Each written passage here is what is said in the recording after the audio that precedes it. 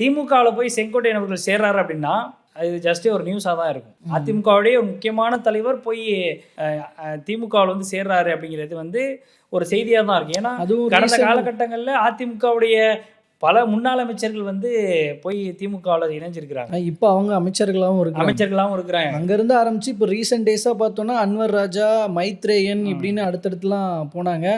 மனோஜ் பாண்டியன் இவங்களாம் அதிமுகவில் இருந்தவங்க தான். ஸோ இவங்களோட சொன்ன மாதிரி 10ஓடு 11 அப்படின்ற மாதிரி தான் செங்கோட்டையனுடைய வருகை இருக்குது. என்ன கட்சியில் போய் சேர்ற அந்த ஒரு நாள் பேசு பொருளாக இருப்பார்.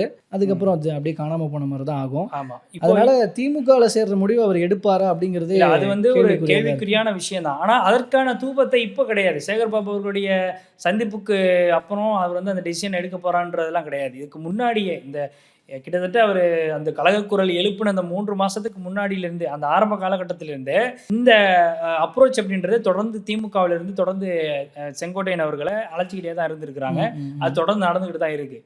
இது வரைக்கும் இன்னைக்கு வரைக்கும் தலைமைச் செயலகத்தில் சேகர் பாபு அவர்கள் மீட் பண்ணது முதற்கொண்டு நடந்திருக்கு.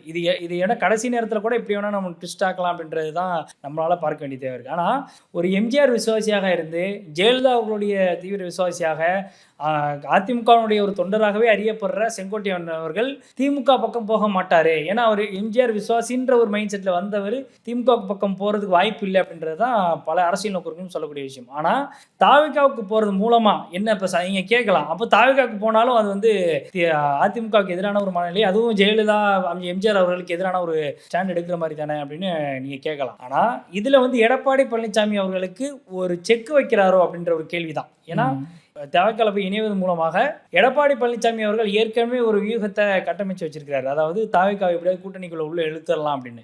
அப்போ அந்த கூட்டணியை உள்ள வர வைப்பதற்கான ஒரு தடைக்கெல்லாம் வந்து இன்னைக்கு செங்கோட்டையன் அவர்கள் இருப்பாரு அப்படின்னு தான் நம்மளால பார்க்க முடியுது.